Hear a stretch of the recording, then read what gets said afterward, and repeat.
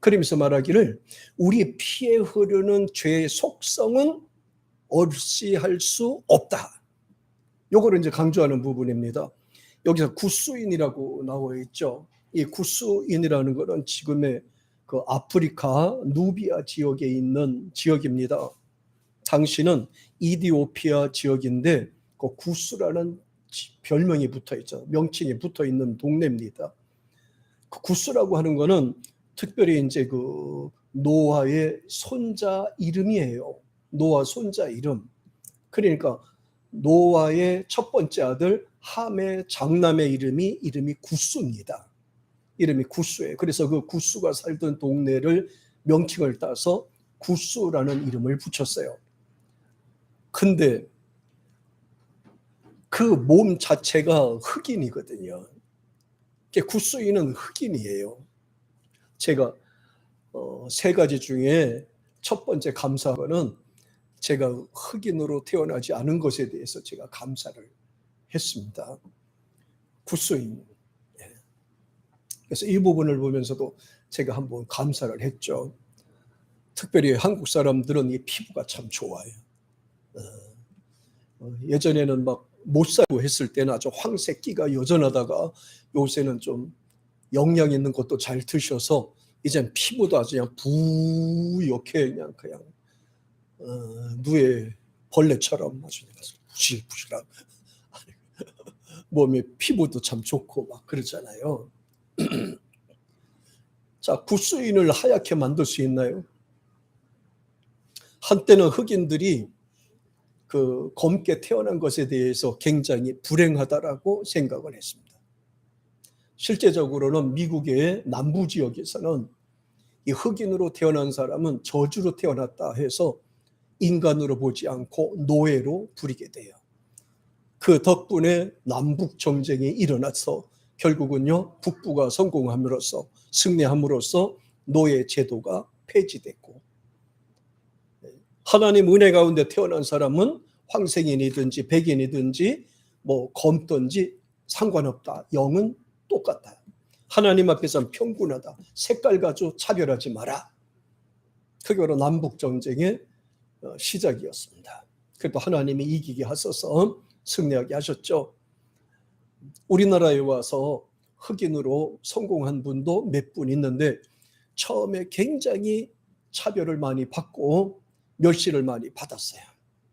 그래도 끝까지 승리하고 성공한 사람들이 많죠. 특별히 인순이 가수 같은 경우에도 이 색깔은 조금 그것 때문에 많이 어려움을 겪었지만 그래도 믿음으로 잘 극복해냈습니다. 하나님께서 도와주시고 인도하셔서 지금은 권사님으로 활동을 많이 하고 계시죠. 자, 오늘 본문에 나와 있는 이 내용을 보면서 검정이든지 하얀 색깔이든지 황갈색이든지 간에 사람의 마음속에는 최소한의 세 가지가 존재하게 됩니다. 그 첫째가 바로 하나님을 찾으려고 하는 종교심을 갖고 있습니다. 어느 민족이나 어느 지역이나 인간으로 태어난 사람들은요 항상 어딘가 의지하려고 하는 마음을 갖고 있습니다. 이게 종교심이에요. 이 종교심을 갖고 하나님을 찾고 이 종교심을 갖고 하나님을 사모하는 마음을 가져야 되는데 사람들은 미련하고 약간 무디어서 이 종교심을 갖고 엉뚱한 데로 찾아가요. 세상의 종교를 찾아가고 잘못된 곳에 의지하고 이렇게 됩니다. 창조주 하나님은 한 분밖에 안 계시고요. 인간을 지으신 분은 하나님이 하신 거예요. 그러므로 인간은 하나님을 찾아가야 되고 하나님을 의지해야만이 참 행복과 기쁨이 주어지게 되어 있습니다. 종교심이 누구나 있다. 그래서 종교를 갖지 않는 사람이라도 때론 자꾸 누군가 의지하려고 그러죠. 어렸을 때는 부모를 의지하고요. 점차 성장하게 되면은 이제 배우자를 의지하려고 하는 마음을 갖게 되고 또 조금 크다 보면 자꾸 물질을 의지하고 명예를 의지하고 권세를 의지하려고 하다가 이제 나이가 들어가다 보면은요 이제 그 방법이 다른 방향으로 가게 됩니다. 이제 자녀를 의지하려고 하는 그런 마음도 생기고, 또 나름대로 내 마음을 위로해 줄 수 있는 무엇인가를 찾으려고 하는 그런 의지하는 마음이 생기는 거예요. 그런데 분명한 것은 그 종교심으로 전능하신 하나님을, 살아계신 하나님을, 생명이 되신 하나님을 찾아야 된다는 거예요. 그걸 찾지 아니하면 사람에게는 참된 기쁨이나 즐거움이나 행복이 주어지지 않아요. 두 번째는 색깔과 상관없이 사람 마음속에는 긍휼하고 싶은 마음이 있어요. 자비하는 마음, 불쌍히 여기고자 하는 마음이 사람 마음에는 작동하고 있습니다. 그것이 누구든지 말입니다. 그 다음에 세 번째는 사람으로 태어난 이상은 감정을 갖고 세상에 태어나게 되는 것입니다. 아무리 약한 사람이라 하더라도 선을 행하려고 하는 마음, 불쌍히 여기는 그런 마음, 그 다음에 감정대로 움직이는 그 감정이 사람 마음속에 자리 잡고 있습니다. 없을 수가 없어요. 그러한 마음으로 주님을 찾아야 되고, 그런 마음으로 하나님을 찾아야 되고, 그런 마음으로 하나님 앞에 나오셔야 되는 거예요. 그래서 하나님이 인간의 몸을 입고 이 땅에 오셔서 그분이 곧 구세주가 되셨어요. 그러므로 그리스도를 받아들이고 믿는 자마다 주님이 해주시는 것이 하나가 있죠. 바로 의인이라는 칭호를 허락해 주셨어요. 의인이라는 칭호를 주셨어요. 죄인으로 태어났지만 의인이 되는 방법은 딱 한 가지, 바로 예수를 만나야 되는 겁니다. 바로 그래서 예수님이 나를 위해서 십자가에 죽으시고 흘려주신 그 보배로운 피가 내 안에 흐르는 저주를 끊어내고, 잘못된 사고방식을 끊어내고, 저주된 삶을 끊어내서 의인이 되게 하고 구속되게 하고 하나님의 자녀가 되게 하고 천국에 들어갈 수 있는 믿음을 갖게 만들어 주신 거예요. 그래서 이 세상에 있는 모든 것, 눈에 보이는 것들은요, 다 불완전한 것들이에요. 그래서 우리 인간이 안전하게 되려면, 마음의 평안을 누리려면요, 예수를 찾아야 되는 거예요. 예수의 피가 내 안에 흐르면 내 안에 흘렀던 저주가 끊어집니다. 잘못된 것도 끊어집니다. 실패도 끊어집니다. 저주도 끊어집니다. 불신에 대한 죄도 끊어집니다. 그리고 하나님이 주시는 은혜와 복을 받아서 누리게 되는 것이죠. 실제적으로 이런 역사가 구약에 있어요. 찾아볼까요? 출애굽기 12장 13절 한번 보겠습니다. 시작. 내가 애굽 땅을 칠 때 그 피가 너의 거하는 집에 있어서 너희를 위하여 표적이 될지라. 내가 피를 볼 때 너희를 넘어가리. 재앙이 너희에게 내려 멸하지 아니하리라. 이게 이제 예수님께서 흘려주신 피를 모델로 해서 그림자로 표현해 주신 내용입니다. 이스라엘 민족이 출애굽할 당시, 출애굽하기 직전이죠. 그날 전날 밤이죠. 하나님께서 마지막 징계를 내리셔요. 전 국토의 장자, 첫 번에 태어난 장자와 모든 것은 다 죽게 되어 있습니다. 하나님의 징계죠. 그때 하나님이 명령한 거는, 이스라엘 민족에게 하신 거는 이겁니다. 양을 잡아서 그 피를 문설주에다가 탁 발라라. 그러면 그 저주의 천사가, 그 멸망하러 온 천사가 그 피를 보면 지나가리라. 그 피를 보면 지나가리라. 사망이 들어오지 못하게 하리라. 하나님의 명령이에요. 피가 있으면 저주가 들어오지 못하고 재앙이 들어오지 못하고, 피가 없으면 들어오고, 피가 없으면 들어오고, 피가 있으면 지나가고 패스하고. 그래서 그날 저녁에 제정한 것이 바로 이 유월절입니다. 유월이란 말은 넘어가다 이거예요. 패스하다 이거예요. 저주를 패스하다 이겁니다. 사망을 패스하다 이겁니다. 재앙을 패스하다 이겁니다. 하나님께서는 이와 같은 제도를 만들어 주셨어요. 애굽 땅을 칠 때 그 피가, 어린 양의 피가 너희의 거하는 집에 있으면, 그 피가, 어린 양의 피가 그 가정의 문설주에 있으면, 내 마음에 있으면, 예수의 피가 너의 마음에 있으면 너희를 위하는 표적이 될 것인데 내가 피를 볼 때 너희를 넘어가리라. 재앙이 너에게 내려 멸하지 아니하리라. 주님 말씀하셨어요. 그래서 이와 같이 피를 보고 패스한 것처럼 예수의 피가 흐르는 그 심령에는 원죄의 피의 영향이 끊어지게 되고요. 죄의 삭천 사망이에요. 사망의 영향이 끊어지게 되고요. 그 다음에 저주받을 자신들이 이제는 예수의 피를 말미암아 저주는 감춰지고 패스하게 되고 죄가 없어진다 의인이 되고 죄가 없어진다 구속이 되고 죄가 없어진 상태에서 하나님을 아버지라고 부르게 되는 거예요. 죄가 있으면 하나님을 아버지라고 못 불러요. 그래서 예수를 믿는 것이 이렇게 중요한 겁니다. 예수 믿지 않으면 재앙 덩어리가 되는 거예요. 저주 덩어리가 되는 거예요. 멸망의 덩어리가 되는 거예요. 근데 예수가 있는 사람은요, 사망이 지나가는 사람이에요. 저주가 지나가는 사람이에요. 그리고 하나님의 복이 함께하는 사람이 되는 겁니다. 하나님의 복이 함께하는 사람이에요. 네. 얼마나 감사하고 얼마나 참 은혜가 넘치는 말이겠어요. 하나님이 패스한다고 말씀하셨어요. 지나간다고 말씀하셨어요. 그러니까 우리는 늘 하나님 앞에서는요, 예수 이름을 찬양해야 되고, 예수님은 나를 구원해 주신 주님, 주는 그리스도시요 살아계신 하나님의 아들, 이것을 항상 내 마음속에 고백을 해야 됩니다.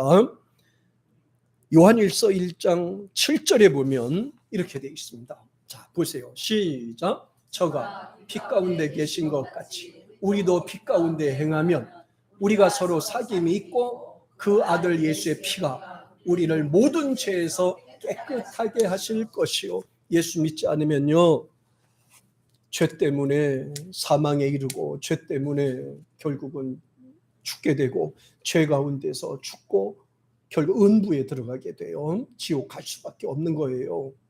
이게 바로 불행한 인간의 모습입니다. 왜 예수를 믿어야 됩니까? 이건 인간에 태어난 의무예요. 믿어도 되고 안 믿어도 되고 하는 선택의 문제가 아니에요. 인간으로 태어난 존재는 무조건 예수를 믿어야 됩니다. 죄 가운데서 벗어나기 위해서예요. 원죄에서 벗어나기 위해서요. 죄와 사망에서부터 벗어나기 위해서 반드시 예수 안에 있어야 되는 거예요.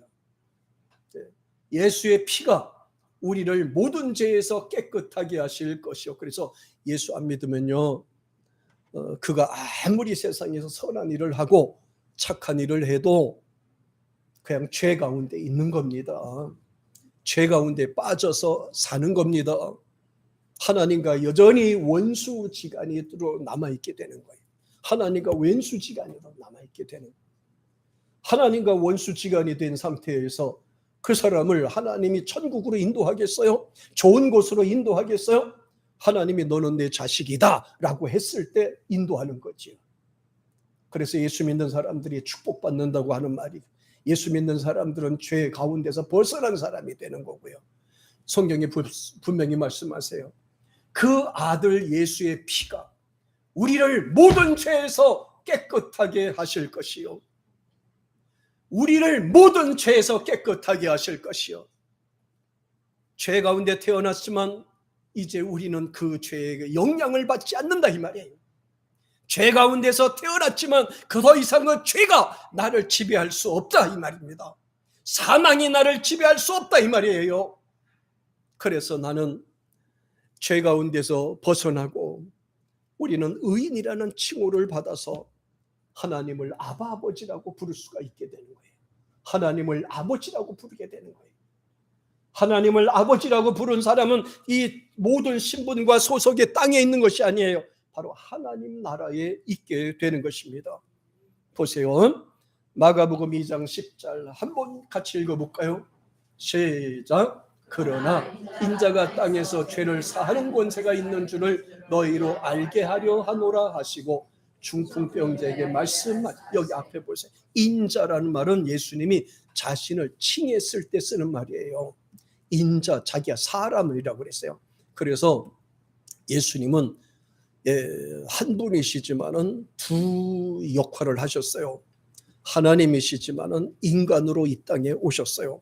그래서 예수님은 종종 자신을 가리켜서 인자, 사람의 아들로란 말을 꼭 쓰셨습니다.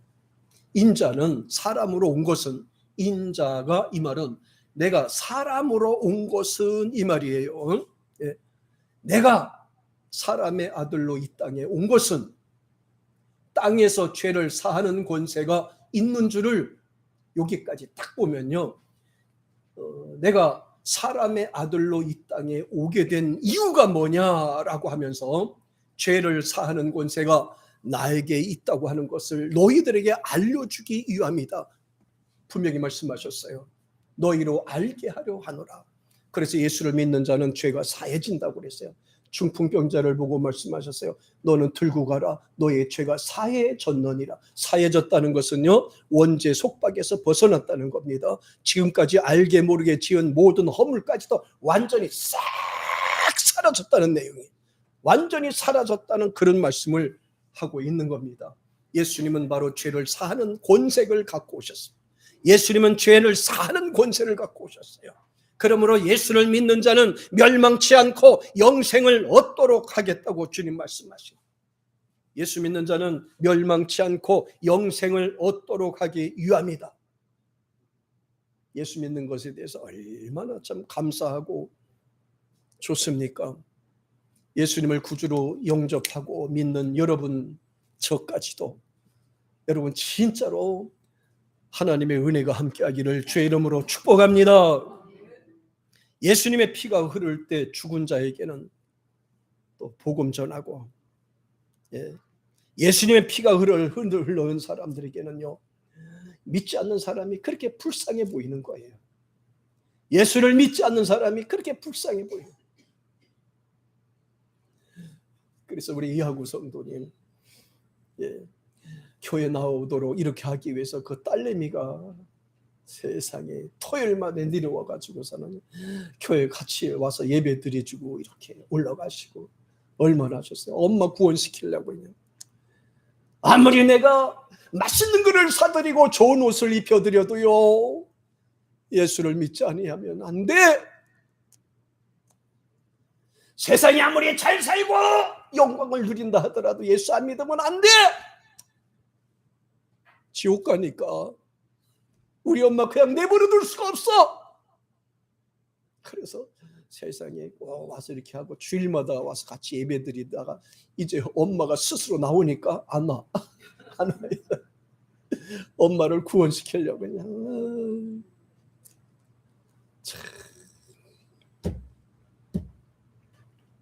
예수를 믿는 것은 생명을 얻는 거라고 그랬어요. 영생을 얻는 거라고 말씀을 하셨어요. 영생을 얻는. 예수의 피가 흐르는 자는 불쌍히 여기는 마음이 생기는 거예요. 예수의 피가 흐르는 사람은요, 활기차게 움직이는 겁니다. 예수의 피가 흐르는 자는 예배와 기도에 집중하게 되는 것입니다. 예수의 피가 흐르는 자는 악한 영에 침범하지 못하는 거예요. 죄에 헌신하게 되고요, 드리면서도 감사하게 되고요, 충성하면서도 감사하게 되고 기뻐하고 즐거운 삶을 살아요. 세상의 목적이 아니기 때문입니다. 언젠가는 왔다가 또 가야 되잖아요. 한 가지 꼭 기억하세요. 피 속에 흐르는 저주의 피가 없어져야만이 의인이 된다는 것. 죄의 저주를 안고서는 행복해지지 않는다는 것. 참된 행복은 땅에서 누리는 것이 아니라 하나님이 주신 것 갖고만 누릴 수가 있다는 걸 말이에요. 그래서 우리는 하나님 앞에 인정을 받는 존재들입니다. 예수 믿는 사람들은 하나님의 인정을 받는 사람들이 천국의 백성이라고 하는 겁니다. 그렇다면 왜 예수님의 피가 죄를 없애는 능력이 있을까요? 예수님은 성령으로 잉태하셔서 죄가 없으세요. 인간과의 태어난 존재는 죄를 안고 태어나는 거예요. 그 피 속에 죄를 안고 태어나기 때문에 세상에서 아무리 착하고 아무리 노력해도요, 의인이 될 수 없어요. 죄인이에요. 스스로 천국에도 못 가요. 죄인이니까요. 그러니까 인간들이 뭐 자기가 구세주니, 자기가 보혜사니, 자기가 뭐 예수니, 다 거짓말인 거야. 인간과 인간과 사이에 태어난 사람은요, 그는 아무리 노력해도 안 되는 거예요.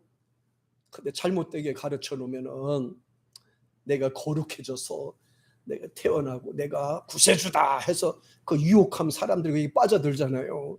속아서 가는 겁니다. 인간과 인간끼리 관계 속에서 태어난 자식들은요, 죄 가운데 태어나는 거지 의인으로서 태어나는 게 아니다 이 말이에요. 예. 그래서 다른 사람의 죄를 대속해주는 능력이 사람한테는 없어요. 인간으로 태어난 사람은요, 사람을 죄사해주는 능력이 없어요. 절대로 구원해주는 능력이 없어요. 만약에 그 어떤 사람이 나는 죄 없어요, 죄 없이 태어났어요, 이렇게 한다면 그는 사기꾼이 되는 거예요. 거짓말하는 사람이 되는 거예요. 예수님께서 만약에 요셉과 마리아를 통해서 태어났더라면은 그는 죄 사는 능력이 없어요. 마리아는 성령으로 잉태하셔서 이 땅에 오셨기 때문에 그가 죄 없이 태어나게 됐기 때문에 그에게는 죄 사는 능력이 있고 사람을 구하는 능력이 있고 어린 양이 되는 특혜가 있고 특권이 있고 죄 사는 능력이 있고 권세가 있어지게 된 거예요. 그래서 하나님이 인간의 몸을 이 땅에 입고 오셨다라고 표현하는 겁니다. 자, 보세요. 사도 요한은 이렇게 말합니다. 요한일서 3장 5절 한번 볼까요? 시작. 그가 우리 죄를 된 것은 너희가 안 하니 그에게는, 보세요, 예수는 죄가 없다, 그 말씀을 하고 있는 겁니다. 예수는 우리 죄를 없이 하려고 하나님의 몸으로 이 땅에, 사람의 몸을 입고 이 땅에 오셨게 된 거는 그에게는 죄가 없다. 그러니까 사람과 사람과의 관계에서 태어난 것이 아니다 이 말이에요. 예, 그 죄가 없느니라. 그럼 이 죄가 없다는 말을 또 성경에서 누가 고백했냐면은 직접 예수님을 사형시켰던 빌라도가 이 말합니다. 누가복음 23장 4절 보세요.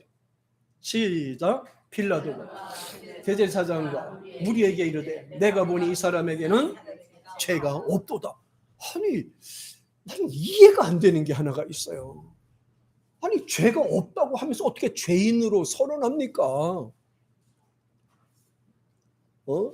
아무리 봐도, 보세요. 빌라도는 당시에 총독이고요, 재판에는 할 수 있는 권한을 갖고 있잖아요. 자기가 아무리 살펴봐도, 문서를 봐도, 증인을 들어봐도 이 사람은 죄인이 아니다. 죄 진 게 없다는 거예요. 죄 진 것이 없다고 선언했는데 예수를 십자가 처형을 하라니, 이 말도 안 되는 겁니다. 그래서 이 정치하는 사람들은 좀 믿을 게 못해요. 많이 믿지 마세요. 정치하는 분들 많이 믿지 마세요. 그냥 앞에 말 틀리고 뒤에 말 틀리니까 꼭 정치적으로 뭔가 푼다 하면 이건 속성이 뭔가 있다니까. 빌라도 보세요. 죄 없으면 죄 없다고 판단하면 끝나는 거지. 우선 죄가 없다고 해놓고 뒤에 돌아가가지고서는 또 유대인들의 말을 싸박싸박 들어가지고 예수님을 십자가에 이렇게 죽게 내버리냐고 선언하냐고요. 분명히 말했습니다. 빌라도가 대제사장들과 무리에게 이르되 내가 보니 이 사람한테 죄가 없어. 죄인이 아니야. 죄질 만한 근거도 없는 거야. 그랬으면 바로 거기서 선언해야지. 이 사람은 내가 보니 죄가 없도다. 문서로 보나 증인으로 보나 죄가 없도다. 이렇게 선언해야 정상 아닙니까? 돌아서서 딴소리 하는 거예요. 돌아서서 딴소리 하는 거예요. 자기의 이익을 위해, 정치적 이익을 위해서 예수님을 심판대에서 사형하라고 내놓게 된 겁니다. 예수님은 죄가 없은 상태에서 십자가를 지시고 가셨습니다. 그런데 성경에 보면 그것까지도 죄가 없으심에도 불구하고 예수께서는 십자가의 죽으심으로 우리의 구속을 이루어 주셨느니라 성경에 그렇게 말씀하고 있어요. 이야, 참 우리가 볼 때는 이해가 안 돼요. 그런데 성경에 보니까 하나님의 계획에 따라서 그렇게 됐다고 성경에는 말씀하고 있습니다. 수많은 인간들이 예수님처럼 자신을 구원자로 자처하면서 사는 사람들이 많아요. 결국은 다 지나고 나면 사기꾼으로 끝나잖아요. 거짓말하고 속이고 사기꾼으로 끝나고 있잖아요. 당신은 진짜 구세주처럼 보여요. 하나님처럼 보여요. 지나고 나면 다 거짓말이란 말이에요. 피에 흐르는 죄된 인간은 대속이나 구세주가 될 수 없기 때문입니다. 혹시 나는 세상을 구원할 구세주일까? 나는 그리스도야. 나는 보혜사야. 이렇게 주장하면서 유혹하는 사람이 있다면 100% 사기꾼입니다. 절대로 사람은 구세주가 될 수 없어요. 예수 그리스도 외에는 말입니다. 예수님의 십자가에 죽으신 것은 인간에게 대단한 축복의 사건이 되는 거예요. 인간이 사는 세상은 죄악과 저주로 고통과 괴로움을 떨쳐버리고 살게 되고요. 예수가 없는 상태에서는 불행할 수밖에 없는 겁니다. 불안하고 염려하고 걱정하니까. 무엇보다도 죄와 불신은 인간에게 행복을 가로막는 장벽이기 때문에 그렇습니다. 그런데 예수님의 십자가의 죽으심으로 이러한 골치 아픈 죄와 힘들게 하는 저주 문제를 한꺼번에 해결해 주셨어요. 예수 안에 있는 이상 이 죄는 끊어지게 되는 것입니다. 예수 안에 있을 때 사망과 저주는 끊어지게 되어 있습니다. 답답하고 힘들 때, 어렵고 고달플 때, 앞에 길이 보이지 않을 때 다른 것을 찾지 마시고 꼭 예수님을 찾으시기를 바랍니다. 나를 대속하신 예수 그리스도는 나의 생명이 되기 때문에 그래요. 요한일서 5장 12절에 보면 예수가 있는 자는 생명이 있고 예수가 없는 자는 생명이 없다고 말씀하셨잖아요. 예수가 있어야 생명이 있다고 그랬어요. 영생이 있다고 말씀하셨어요. 예수님을 구주로 고백하는 것은 그래서 굉장한 축복이 되는 거예요. 예수님을 사랑합니다. 예수님은 나의 구세주입니다. 이렇게 고백하는 거예요. 그래야지 내 안에 믿음이 확실하게 들어서는 거죠. 고백이 없이 이루어지는 거 보셨습니까? 지난번에도 한번 물어봤지만 세상 우리 교회 전반적으로 보면 남편의 고백을 받지 않고 결혼들을 다 하셨더라고요. 또 아내들도 남편도 아내의 고백도 받지도 않고 그냥 다 살았더라고요. 야, 그래서 믿음들이 되게 좋다. 걔도 뭔가 끌리는 거 있으니까 그래도 결혼했을 거 아닌가요? 뭔가 끌리는 게 있으니까 결혼했겠지. 고백은 뭡니까? 확신입니다. 당신에 대한 나의 확신입니다. 주님은 그리스도십니다. 살아계신 하나님의 아들입니다. 주님은 나의 생명입니다. 나의 하나님입니다. 도마처럼 주님은 나의 하나님이요 나의 생명입니다. 나의 주님이십니다. 고백할 때 하나님의 능력과 역사는, 하나님의 지혜와 권세는 그 사람을 통해 내려오는 줄로 믿습니다. 그래서 베드로전서 1장 3절에도 보면 예수의 피 뿌림을 받는 자들이라고 표현했잖아요. 예수의 피 뿌림을 받는 사람, 피로 씻음 받은 사람이에요. 여기서 한 가지 꼭 기억해야 되는 것이 있어요. 예수님을 믿고 영접했잖아요. 그럼 예수님을 영접하면 하나님의 성령이 오셔서 그 사람의 죄를 이렇게 씻어주는 것이 아니라 가려주는 거예요. 아까 분명히 말씀했잖아요. 구순이나 포범이 그 반점을 없이 할 수 있느냐? 그랬잖아요. 죄는 없어지지 않지만 주님의 피가 가려지는 겁니다. 가려지게 되는 거예요. 굉장히 중요합니다. 그래서 고백을 하면 주님의 사랑이 강하게, 주님의 은혜가 강하게 함께 하시는 거예요. 시인하는 것이 굉장히 중요합니다.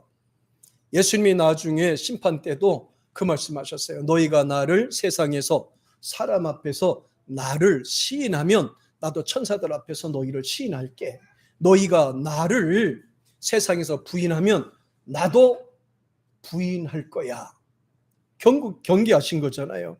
그러니까 주님을 사랑의 주님으로 고백하는 것이 굉장히 중요합니다. 고백을 많이 하세요. 주님은 나의 생명이에요. 주님은 나의 구세주예요. 베드로처럼 구체적으로 하기 힘들으면 간단하게 도마처럼 고백하세요. 주님은 나의 하나님이시네요. 나의 하나님이요 나의 주님이십니다. 그러면 되는 거예요. 나의 주님, 나의 하나님이라고 그럽니다. 네. 자, 그 다음에 또 이런 걸 보세요. 요한일서 1장 9절 한번 볼까요? 같이 시작. 만일 우리가 우리 죄를 자백하며 저는 미쁘시고 의로우사 우리 죄를 사하시며 또 모든 불의에서 우리를 나오잖아요. 여기도 나오잖아요. 자백하면 하나님 앞에 나올 때 방법이 두 가지예요. 하나가 회개, 그 다음에 자백. 자백은 고백입니다. 회개는 돌아서는 겁니다. 세상 줄 끊고 예수님 믿겠다고 확신할 때가 회개가 되는 것이고요.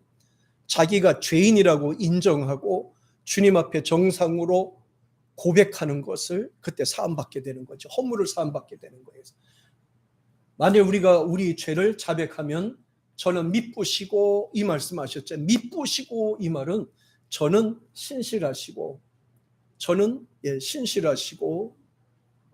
진실하시고 의로우사 내 죄를 사해 주신다 그랬어요. 그러니까 주님 앞에 인정하는 겁니다. 고백하는 게 인정하는 거예요. 나의 부족한 걸 인정하고 주님의 도우심이 필요하다고 느꼈을 때 하는 것이 고백입니다. 불의에서 우리를 깨끗하게 하실 것이요. 불의는 뭡니까? 저주요, 불의요, 불신이요. 태어나면서 지고 왔던 그 모든 것들을 이걸 가려주시는 거예요. 없애주시는 거예요. 주님이 없애주셔야 돼요. 내 인간 스스로는 그걸 없애할 수가 없어요. 그걸 가릴 수도 없어요. 옷을 아무리 두껍게 입어도 내 안에 있는 죄에 대한 흑암의 역사는 어두워서 지울 수가 없는 겁니다. 주님의 피로만이 가능한 겁니다. 또 보세요. 4장 3절 같이 한번 보세요. 자, 시작. 예수를 시인하지 않는 영마다 하나님께 속한 것이 아니니 이것이 저 그리스도의 영이니라. 오리라 한 말을 너희가 들었거니와 이제 벌써 세상에요. 악한 사람이 없으면 얼마나 좋겠어. 이단도 없으면 얼마나 좋겠어요. 잘못 믿는 게 없으면 얼마나 좋겠어요. 오직 예수님 중심으로 살았으면 얼마나 좋겠어요. 교만한 사람들이 많아. 그럼 그걸 어떻게 판단하느냐? 간단합니다. 예수를 구주로 고백하는 사람은 하나님 앞으로부터 나온 사람이구나. 예수를 구주로 고백하지 않는 사람은 이거 적그리스도네, 잘못된 거네. 이걸 빨리 판단하시면 되는 거예요. 예수를 구주로 시인하는 자마다 하나님께 속한 거예요. 예수를 구주로 시인하는 자마다, 예수를 그리스도라고 시인하는 자마다 하나님께 속한 거예요. 예수를 시인하지 아니하는 자마다 적그리스도고 잘못된 사람입니다. 이 부분에 대해서 강조를 많이 했어요. 그런데 이분들이 세상에 이미 벌써 많이 와 있다는 거예요. 이미 세상에 많이 번져 있다는 거예요, 이 사람들이. 그러니까 여러분,